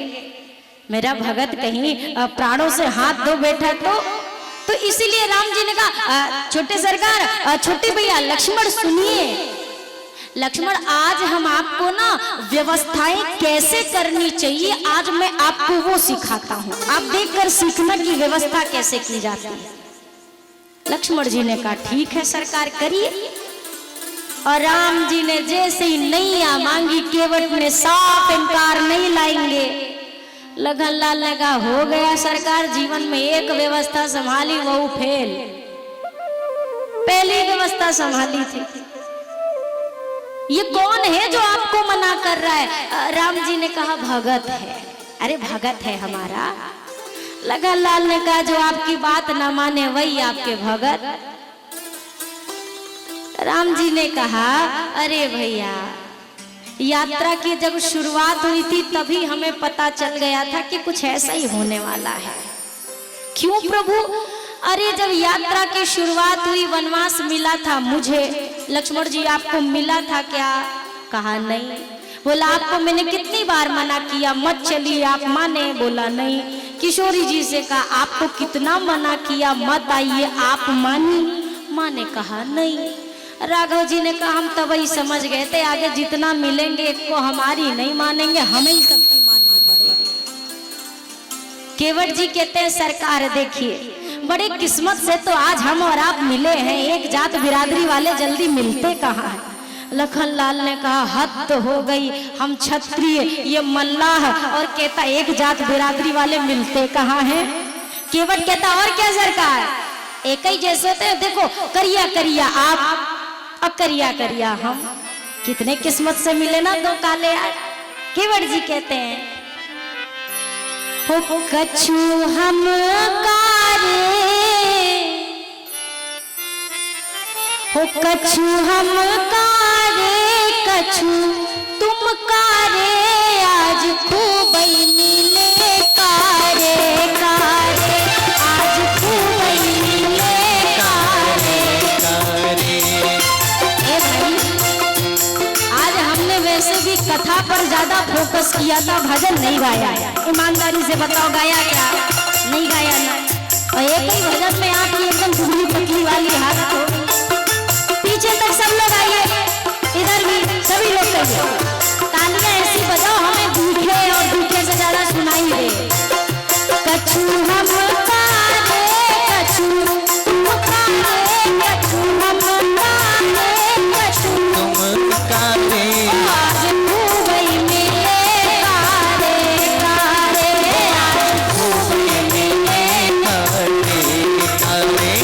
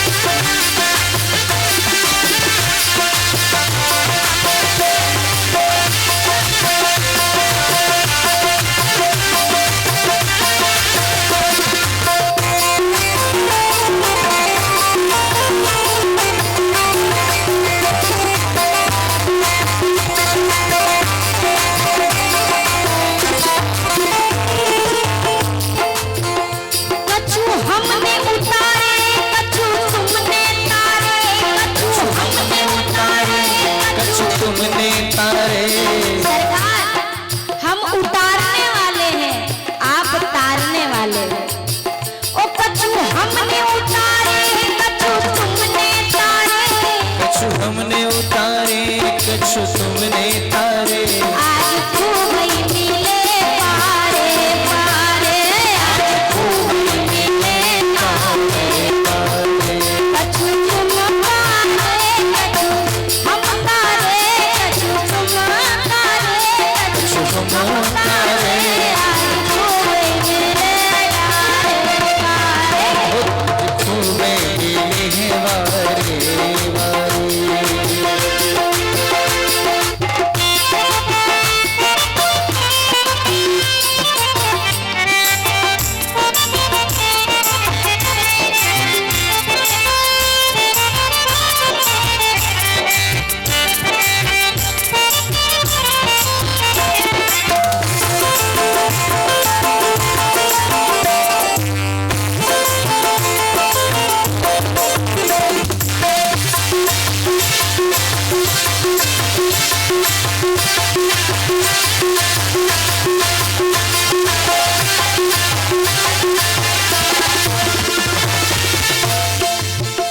तुमने उतने तारे जितने नभ में तारे, उतने तारे जितने नभ में तारे। सरकार आपने उतनों को तारा है जितने नभ में तारे हैं, मतलब वो भी अनगिनत है। आपने जितनों को तारा है उनकी भी कोई गिनती। तुमने उतने तारे जितने नभ में तारे। उतने तारे जितने नभ में तारे। सरकार एक सितारा और जोड़ ले उसमें। ओ आज हम भी तारे तारे तारे, आज हम भी तारे तारे तारे। आज हम भी तारे तारे तारे, आज हम भी तारे तारे तारे। तुम तारे, कछु हम तारे, कछु तुम तारे।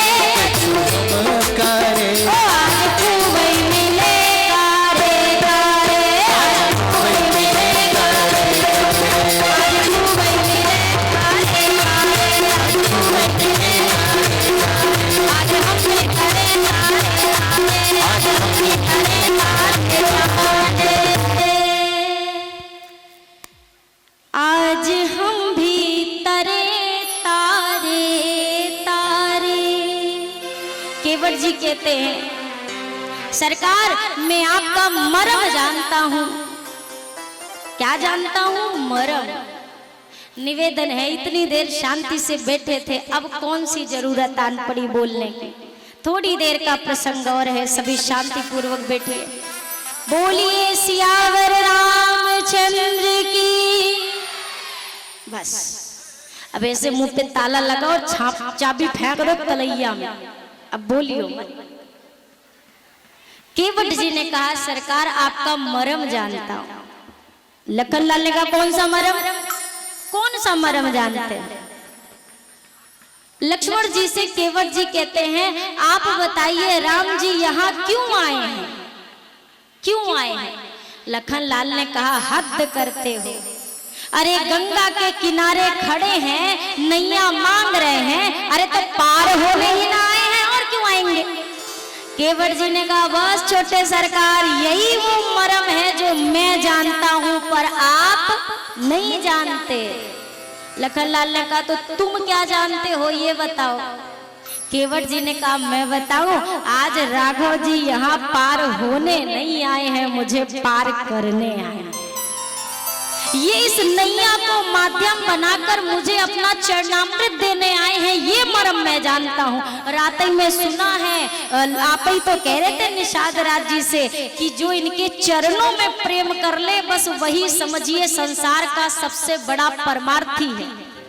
तो जब सारा मामला इनके चरणों से जुड़ा है तो प्रेम का तो पता नहीं, पर जितना प्रेम इनके चरणों में होगा आज सगरव हम धो धा के पी लेंगे, यही मुझे करना है। केवट जी कहते सरकार हमने सुना है एक शिला पर आपके चरणों की रज पड़ी, वो स्त्री बनी आकाश में उड़ गई। हमारी तो बेचारी लकड़ी की नैया है और ये भी कोमल है, जल खा ही रहा है, पानी में पड़े पड़े इतनी कमजोर हो गई है। और सरकार कहीं आपके रज से ये भी कुछ बन गई तो हमारा क्या होगा? ठाकुर जी, अरे हम तो जात के मल्लाह हैं, कोई बड़ा कारोबार व्यापार या ज्ञान तो हमारे पास है नहीं जो अपना घर चला पाएंगे, पेट भर सकेंगे। ठाकुर जी ऐसा मत करिए कि हमारी रोजी रोटी पे लात पड़े, हमारी रोजी रोटी का माध्यम छिन जाए। राम जी ने केवल एक शब्द बोला है, मांगी नाव। इतने शब्द राम जी के थे, भैया नैया ले आओ। और इसके बाद जितनी कथा कही है वो अकेले केवट जी ने बोली है। राम जी ने बोली एक और सुनी हजार। केवट से कहा ले, अब केवट जी ने बोलना शुरू किया, सरकार एक तो मेरी नैया है, ये भी चली गई तो अरे हमारे बाप दादा के जमाने की नाव है ये, हमारे और बाबा के बाबा चलाते थे, फिर बाबा चलाए, फिर हमारे पिताजी चलाए, अब हम चला रहे, कल हमारे चुनुआ मुनुआ भी यही चलाएंगे। और अगर ये चली गई तो क्या होगा? अरे पात भरी सहरी सकल सूत वारे वारे, केवट की जाति कछु वेद ना पढ़ाई हो। और सरकार सब परिवार मेरो यही लागी राजा जू, हो दीन वित्तहीन कैसे दूसरी गढ़ाई हो। गौतम की घरनी जो ये तरनी तारेगी मेरी, प्रभु सो निषाद हुई के बात ना बढ़ाई हो। तुलसी के ईश राम राव रो सो साची कहो, बिना पग धोए नाथ नाव ना चढ़ाई है। बिना पग धोए सरकार अगर गौतम ऋषि के पत्नी की तरह मेरी नैया स्त्री बन गई तो मेरा क्या होगा? लक्ष्मण जी ने कहा तो ठीक ही है ना, अरे पार करने वाली खुद पार हो जाएगी, तुम्हारा क्या बिगड़ता है?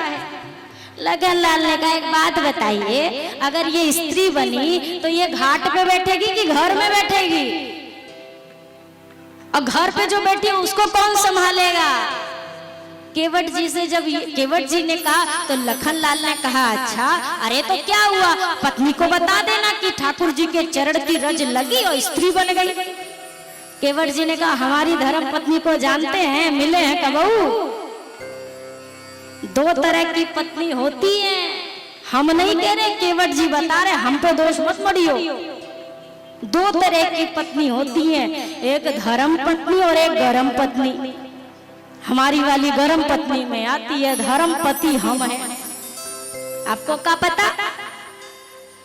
केवट जी ने कहा उसको तो यही लगेगा ना कि नैया वैया सब बेच के और कर लिया तुमने दूसरा ब्याह और हमें आके कथा पढ़ा रहे हो। सरकार काहे को हमारे घर में झगड़ा लड़वाना चाहते हो? छोटी सी बात है, चरण धुलवा लो, मामला यही के यही रफा दफा करना क्या है, क्या समस्या है? लेकिन राघव जी कुछ बोल ही नहीं रहे हैं, समस्या तो यही।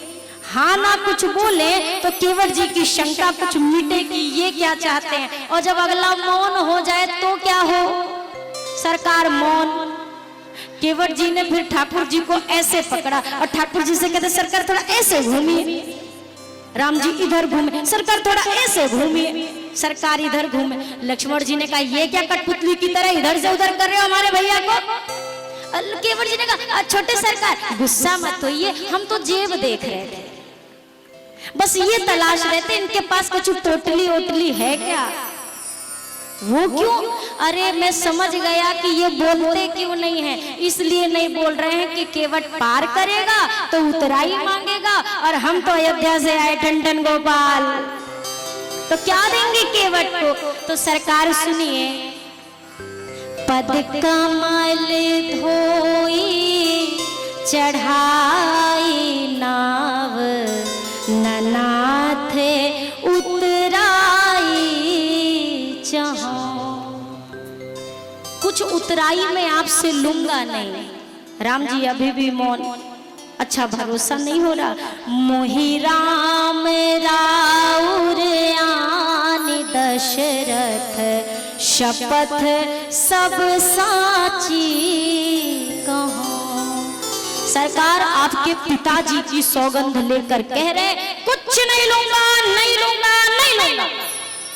लखन लाल ने कहा आज तक हमने अपने पिताजी की कसम ना खाई, ये गंगा घाट का एक मल्लाह हमारे पिताजी की सौगंध करो, अब भाई बताते हैं इसको। जैसे तरकश की ओर हाथ बढ़ाया, बाण निकालने लगे, केवट जी बोल पड़े, बरु तीर मारहि लखन पे, जब लगी न पाया पखारी हो, तब लगी न तुलसी दास नाथ, कृपालु पार उतारी हो। भले भैया लक्ष्मण आज मुझे अपने बाण से मार दे तो मार दे, पर बिना चरण धोए नहीं बिठाऊंगा नैया में, चाहे जो हो जाए। लखन लाल ने कहा भैया इससे बात करना बेकार है, मैं कोई दूसरी नैया ढूंढता हूं। केवट जी ने कहा जाइए जाइए जाइए, तुरंत जाइए, विलंब मत करिए। केवट जी ने तो पहले ही इंतजाम कर रखा है। केवट जी कहते हैं गैर मल्लाह आएगा हरगिज नहीं, नाम लेकर किसी का बुला लीजिए। बुलाओ सरकार, बुलाओ बुलाओ, कोई आ जाए तब बताना। बात छोटी है सिर को हिला दीजिए।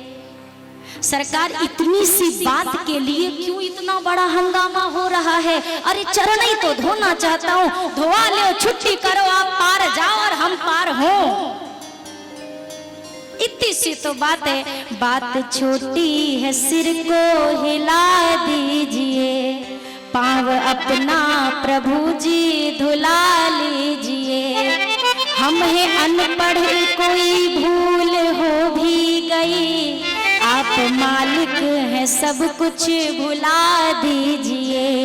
गैर मल्लाह आएगा हरगिज नहीं, नाम लेकर किसी का बुला लीजिए। चाह दोनों की है देर किस बात की, शीघ्र ही कुछ न कुछ फैसला कीजिए। क्यों देर कर रहे हो सरकार, जल्दी करिए ना। लक्ष्मण भैया ने कहा भैया पार ही नहीं जाना है, पार ही नहीं, इसकी नैया से तो जाना ही नहीं है। केवट जी ने कहा आनंद है, बड़ा आनंद आएगा, बड़ा आनंद आएगा। लक्ष्मण जी ने कहा अभी तक तुम्हें आनंद मिल रहा था राम जी को पार करने में, अब तुम कह रहे हो ये पार नहीं जाएंगे तो आनंद है। केवट जी ने कहा देखो सरकार, पार करते तो चरणामृत मिलने का आनंद हो जाता, क्योंकि बिना लिए तो बैठाऊंगा नहीं नाव में, और अगर ये पार नहीं जा रहे मतलब चरण नहीं धोआएंगे। अगर ये पार नहीं जाएंगे तो इसका मतलब ये यहीं श्रृंगवेरपुर में रहेंगे, और यहाँ रहेंगे होएगा तो ये भी आनंद है। लखन लाल ने कहा तुमने हमारे जो पिताजी की सौगंध ली, अभी तुम्हारे प्राण लूंगा। केवट जी ने कहा सरकार मर जाएंगे तो परमानंद है। लखन लाल कहते सरकार इससे आप ही बात करो, बड़ा ढीठ इंसान है, इसको सब में आनंद मिलता है, जीने में आनंद, मरने में आनंद, अब मरने में कैसा आनंद है? केवट ने कहा सुनिए सरकार, जब कोई आदमी मरने वाला होता है ना तो कहते हैं 4 बूंद गंगा जल डाल दे तो इसको मुक्ति हो जाएगी, ये मुक्त हो जाएगा। और एक बात बताओ सरकार, आप जब मुझे बाण मारेंगे तो हम पट्टे से तो मर नहीं जाएंगे, 2-4 मिनट तो जिएंगे ना। और 4 बूंद की कौन कहे, ये बाण लगा और ये हमने गंगा जी में मारी छलांग, और भर पेट घटाघट जल पिएंगे, और जब गंगा मैया का जल पिएंगे कितना बढ़िया होगा। और सोचिए हमारे लड़का बच्चा को तो कुछ पता ही नहीं कि बाबा चले गए, तो हमारा अंतिम संस्कार कौन करेगा? आप ही तो करोगे। और राम जी के हाथ से अंतिम संस्कार होगा तो कौन इससे बड़ा भाग्यशाली होगा? आनंद है मार दे। लखन लाल ने कहा धन्य है प्रभु। परशुराम जी के सामने हम नहीं बोलने में हारे, पर इसके सामने आज लग रहा है हार गए। केवट जी कहते हैं मरूंगा हाथ से किसके कि जो रघुवर का प्यारा है, मरूंगा किस जगह पर जिस जगह गंगा की धारा है, मरूंगा सामने किसके कि जिसका दास होता हूँ, मरूंगा किस खता पर पांव करना निधि के धोता हूँ। अगर इन पद कमल पर प्राण को खो जाएगा केवट, तो मरकर भी जमाने में अमर हो जाएगा। तो फिर ऐसा मौका क्यों मैं श्रीमान जाने दूं? ऐसा मौका क्यों जाने दूं? क्यों ना जान की जीवन के सन्मुख जान जाने दूं। कितना आनंद आएगा। एक तो मर रहे हैं, किसके हाथ से मरेंगे? अरे शेषावतार भगवान यहाँ पर उपस्थित हैं, लक्ष्मण भैया, उनके हाथ से।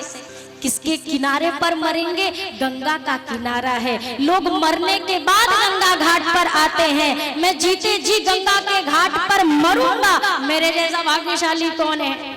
और किसके सामने? अरे कहते हैं अंत राम कहीं आवत नहीं, लोगों के मुख पर अंतिम में राम नाम नहीं आता। मेरे तो सामने साक्षात राम खड़े होंगे और मैं मरूंगा। क्या भाग्य होगा। और कितनी सी खता, हमारी बदनामी नहीं है, दुनिया में हल्ला मचेगा, क्यों मारा क्यों मारा, क्या गलती थी? तो यही तो कहेंगे अरे बेचारा केवट बस चरण धोना चाहता तो वहीं पे छोटे वाले ने मार दिया। तो हमारी तो कछू नहीं जाएगी, जो जाएगा आपका। लक्ष्मण जी ने तरकश में बाण रख लिया वापस। अब केवट जी कहते हैं सरकार कुछ बताइए, कुछ बोलिए। राम जी जब तब भी मौन रहे, केवट ने कहा बहुत हो गया, धुलवा लीजिए धुआ लीजिए धुआ लीजिए, अब हम धोएंगे ही नहीं। अब नहीं कहूंगा कि धुला लीजिए, अब आप कहोगे कि धो लीजिए तब धोऊंगा, इसके पहले अब धोने वाला नहीं हूं। केवट जी भी अब अकड़ के साथ बैठ गए। अब कोई महापुरुष के चरण आप छुओ ये तो अच्छी बात है, पर महापुरुष कहे भैया हमारे चरण छुओ, ये कितना अटपटा लगता है। केवट जी कहते अब हम नहीं कहेंगे। अब जब आप कहोगे सरकार, जब आप मुझसे कहोगे धो लो तब धोऊंगा।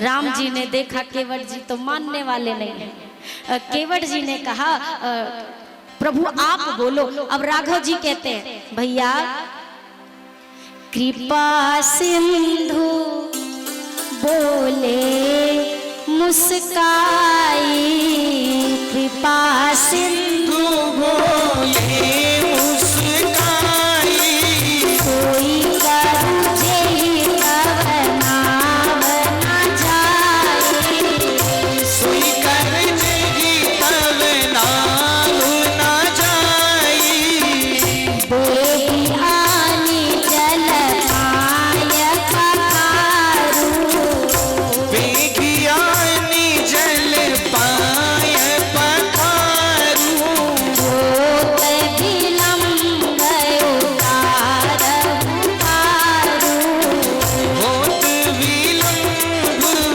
उतारहु पारू। ठाकुर जी ने मुस्कुरा कर कहा केवट जी जाइए वही करिए जिससे आपकी नैया ना जाए, जिससे आपकी नाव ना जाए। केवट जी ने कहा सरकार इतनी गोल मोल बात अगर समझते ना तो हम भी कहीं अच्छे पोस्ट पर बैठे होते, यहाँ गंगा के घाट पर नाम नहीं चलाते। गोल गोल बात क्या करते हैं, सोई करूं जेहि तब नाव ना जाई। अरे सीधा बोलो ना सरकार क्या करना है। राम जी ने साफ साफ कहा भैया बेगी आनी जल पाय पखारू, ले आओ जल चरण पखार लो। अब केवट जी को भाग के जाना था कि नहीं जाना था, आप बताओ बोलिए। अरे पीछे वाले बोले सो गए का? जाना था कि नहीं जाना था? लेकिन केवट जी तो बैठ गए, गए नहीं बैठ गए। लखन लाल ने कहा फिर बैठ गया। अरे जल्दी जाओ जल लेके आओ, तो भैया ने कह दिया चढ़ दो, जाओ जल्दी जाओ जाओ जल लेके आओ। केवट जी ने कहा सरकार आपके भैया ने ये थोड़ी ना कहा है कि धो लो, अगर धो लो कहते तो धोने का मतलब ये ऐसे ऐसे जल डाला धो धा के काम पिट। आपके भैया ने कहा पखार ले, और पखारा तो सब पत्नी के जाता है, और पत्नी घर पे बैठी बिना धर्म पत्नी के बिना गांठ जोड़े कैसे कोई धर्म का काम होए। लक्ष्मण जी ने कहा भैया क्यों आपने कहा पखार लो, कह देते धो लो। राम जी ने कहा यही तो इतनी देर से बोल रहा था, मोहि पद पदुम पखारन कऊ, यही कह रहा था पखारूंगा पखारूंगा, तो हम गलती से कह बैठे पखार लो। हमें क्या पता था इसके पीछे इतना बड़ा कारण है। लक्ष्मण जी ने कहा सोच के बोलना था ना आपको।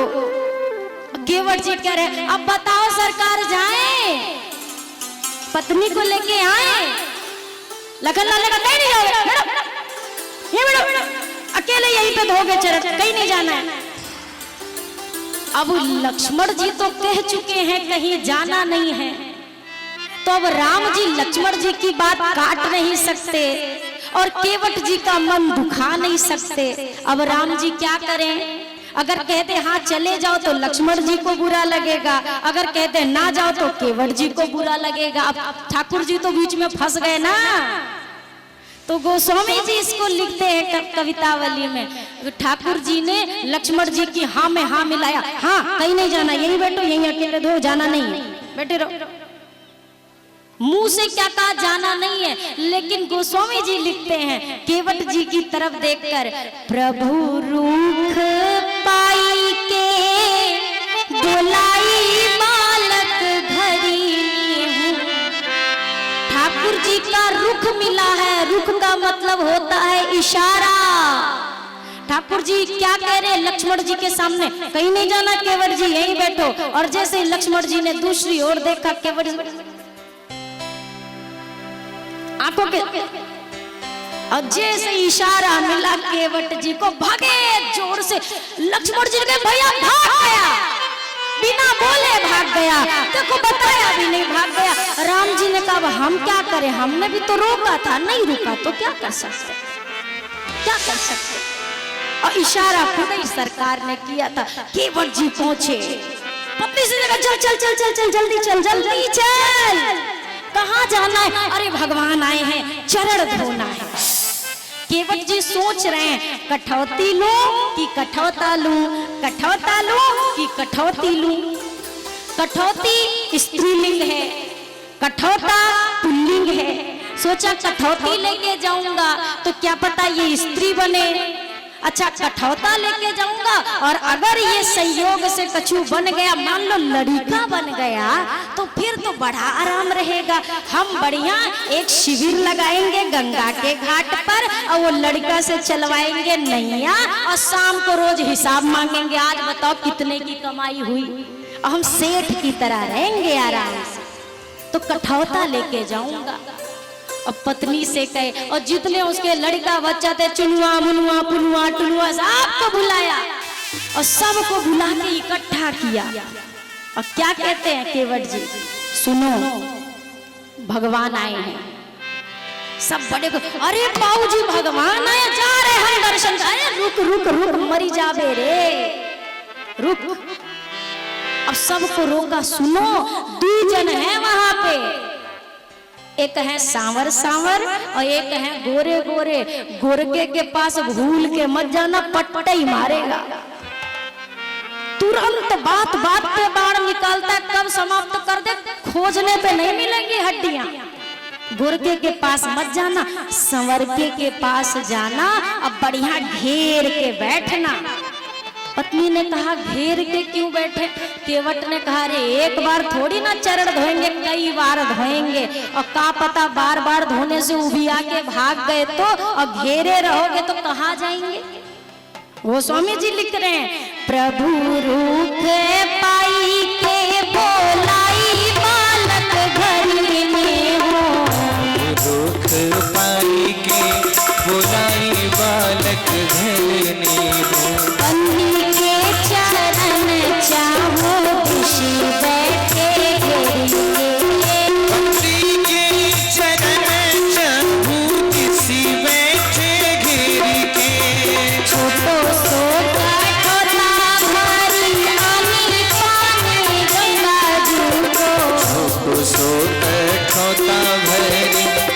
पानी पानी गंगा जल को होई पाया पिया पुनित बारी फेरी के कोई पाए पियत पुनीत बारी फेरी के। बंदी के चरण ठाकुर जी को प्रणाम किया, सारे लोग घेर के बैठ गए। अब केवट जी ने कठौता लाया रखा, और वो कठौता इतना ही छोटा है कि एक ही पांव आवे दूसरा ना आवे। लक्ष्मण जी ने कहा ये जान के छोटा पात्र लाया है। केवट जी ने कहा सरकार छोटे आदमी का सभी कुछ छोटा ही होता है, घर छोटा, मकान छोटा, पात्र छोटा, हम तो छोटे आदमी हैं। अब एक चरण धुला और धोने के बाद फिर गंगा जी के जल की ओर भागा, फिर लेकर के आया, धोया और इस बार फिर बैठ गया। लखनलाल ने कहा दाता अब क्यों बैठ गए? कहा सरकार गड़बड़ हो गई, अभी अभी दाया वाला धोया था और गीला ही गीला था, राम जी ने जमीन पे धर दिया तो पाव भर रेता और चिपक गया, अब क्या करें? लक्ष्मण जी ने कहा ऐसे तो 14 साल धोते ही धोते बीत जाएगी, एक धरेंगे एक उठाएंगे और रेत तो चिपकेगी। केवट ने कहा नहीं चिपकती ना, वो मुझे अपनी गमछी बिछाने दी होती तो नहीं चिपकी होती। फिर गया लेकर आया और धो करके गमछी बिछा दी, सरकार इस पे चरण रखो। और ठाकुर जी ने एक चरण रखा। अब एक चरण को धोने में केवट जी आधा घंटे का टाइम ले रहे हैं, 1 घंटा आधा घंटा। अब एक पांव पे आप कितनी देर खड़े रहोगे बताओ? भगत तो ऐसे बहुत मिलते हैं जो भगवान के लिए एक पांव पे ठाड़े रहते हैं। ये पहला भगत ऐसा है कि भगवान एक पैर पे ठाड़े हैं भगत के लिए, और 1 घंटा से केवट जी से कहते हैं भैया बहुत हो गया, अब पैर दुख रहे, हम तो खड़े भी नहीं हो पा रहे, लग रहा है गिर जाएंगे। केवट जी ने कहा सरकार समझ सकता हूँ, एक बात बताता हूँ सुनो। आपको ये जो आपको सहारा नहीं मिल रहा है ना, सहारा देता हूँ। किस चीज का सहारा?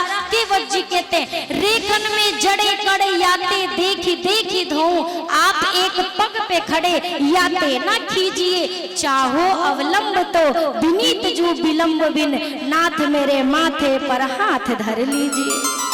केवट जी कहते मेरे सिर पे हाथ रख लो, आपको सहारा मिल जाएगा। और केवट जी का भाग्य, अच्छा ये केवट जी ऐसे भगत हैं जो सब कुछ पा ले रहे हैं पर एहसान रत्ती मात्र का नहीं। किसी ने कहा भगवान की सुननी चाहिए थी ना, केवट जी कहीं इनकी वो सुने जिनको इनसे कुछ चाहिए, मुझे कुछ चाहिए ही नहीं, मैं क्यों झुकूं? केवट जी के सिर पर ठाकुर जी ने हाथ रखा, चरण पखारा, केवट जी ने पखारा पूरे का पूरा पी गए। ठाकुर जी से कहा एक बार और धोआ लीजिए। लक्ष्मण जी ने कहा एक बार में पूरा नहीं हुआ क्या? अरे सरकार बताओ, छोटे छोटे लड़का बच्चा बगल में बैठे हैं, आपको दया नहीं लगती? अरे चरणामृत मैं पी रहा था, मुंह ये छोटका खोला था, इसको भी तो चरणामृत चाहिए ना, एक बारी और धोआ लो। दोबारा धोया, लड़का बच्चा में बांटा। लक्ष्मण जी ने कहा अब चलो ले चलो नैया में बिठाओ। केवट जी ने कहा आप काका है, नैया में बैठ के पट्टे से पार चले जाएंगे, हमें तो घूम के या घर ही में आना है। ये गांव वाले जितने सीधे दिख रहे हैं नहीं, मार डालेंगे, इनको भी चरणामृत चाहिए। अब तीसरी बार चरण धोया और केवट जी चरणामृत बांटते बांटते दिखाइए नहीं पड़ रहे, गायब। लक्ष्मण जी छोटके वाले से पूछ रहे कहाँ गए तुम्हारे बाबूजी? छोटका कहता हम का मालूम, आप यही हो, हम यही, हमें का पता कहाँ गए, कहाँ गए। अब केवट जी आए ठाकुर जी के सामने, सोचने लगे अब गोरे सरकार के सामने कहा अब तक नहीं मारा था ये, अब मार देंगे। धीरे से राघव जी से कहते एक बार और धोऊंगा, एक बार। अब कौन बचा है? कहा सरकार कितने लोग हैं जो पार होने के लिए कब से खड़े हैं, अभी तक पार नहीं हो पाए हैं। राघव जी ने कहा कौन है, दिखाई नहीं दे रहा है। केवट जी ने कहा आपको दिख गए होते तो पार ना हो गए होते।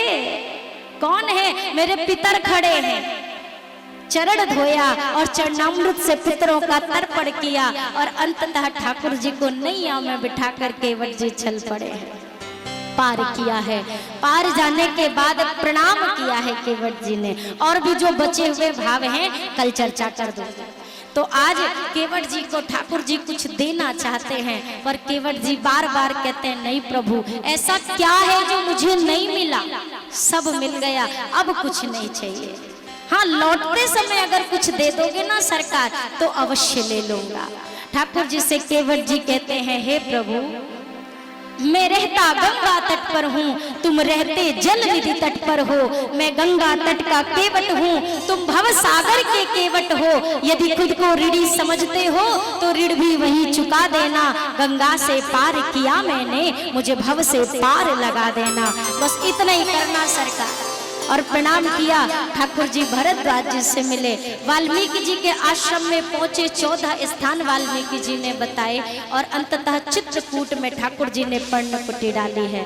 आइए प्रभु के पावन नाम संकीर्तन के साथ वाणी को विराम, और पधारे हुए अतिथियों का मैं पुनः पुनः हार्दिक अभिनंदन स्वागत। आप सब इतना अमूल्य समय लेके आए, बहुत आनंद मिला। और कल की कथा श्री भरत चरित्र की कथा होगी, हम आनंद लेंगे। शबरी मैया का सुंदर प्रसंग।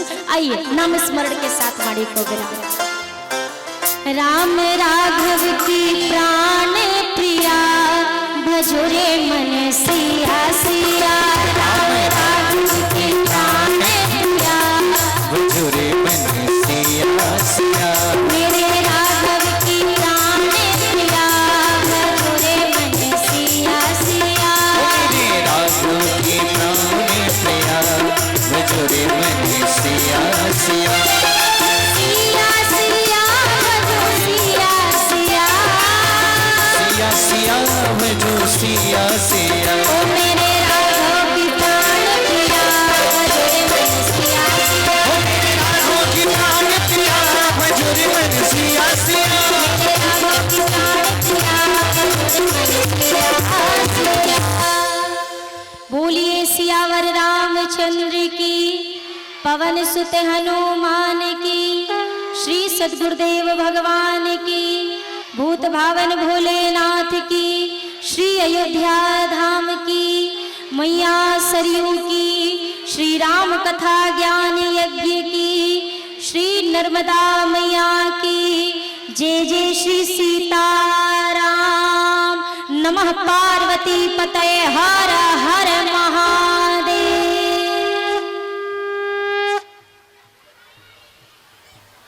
जय श्री राम।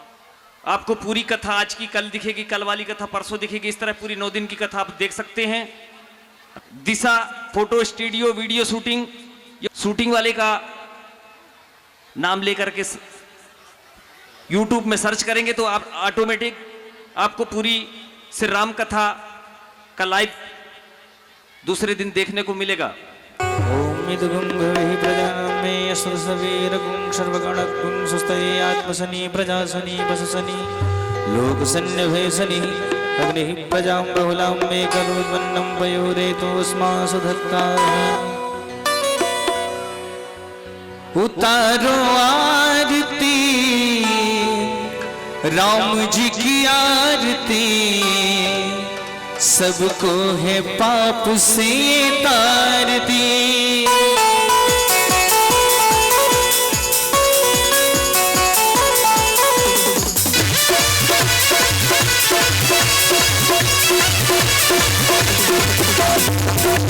उतारो आरती राम जी की आरती, सबको है पाप से तारती।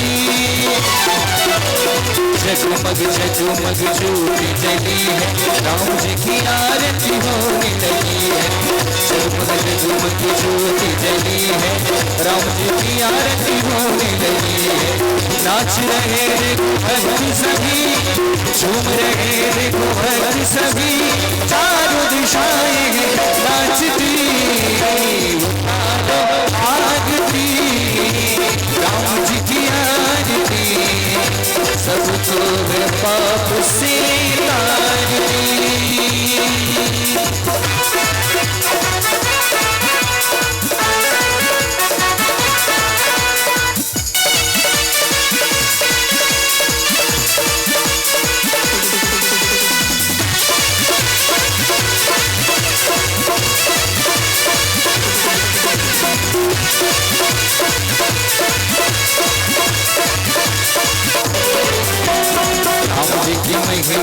सबसे निराली है, आया द्वार जो भी गया न कोई खाली है। राम जी की महिमा सबसे निराली है, आया द्वार जो भी गया न कोई खाली है। राम जी की आरती तारने वाली है, राम जी की आरती तारने वाली है, सबके कष्ट को है तारती। उतारो आरती राम जी की आरती, सबको है पाप से तारती।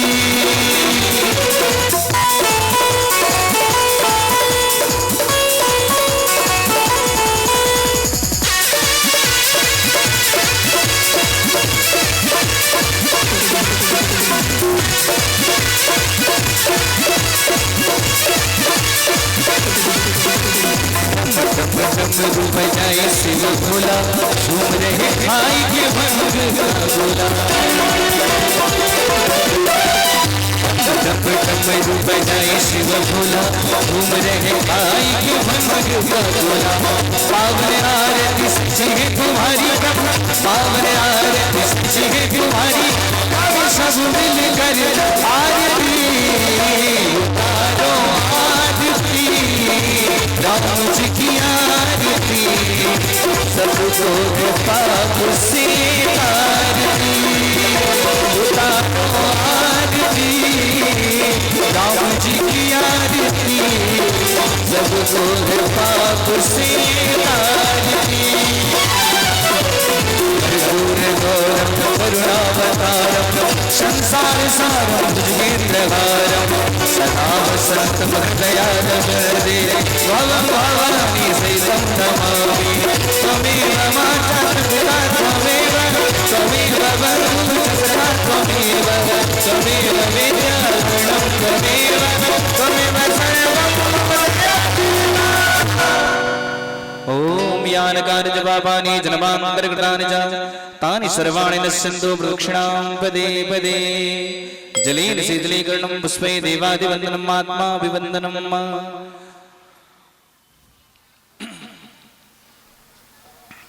हाथों में पुष्प लेकर भगवान को पुष्पांजलि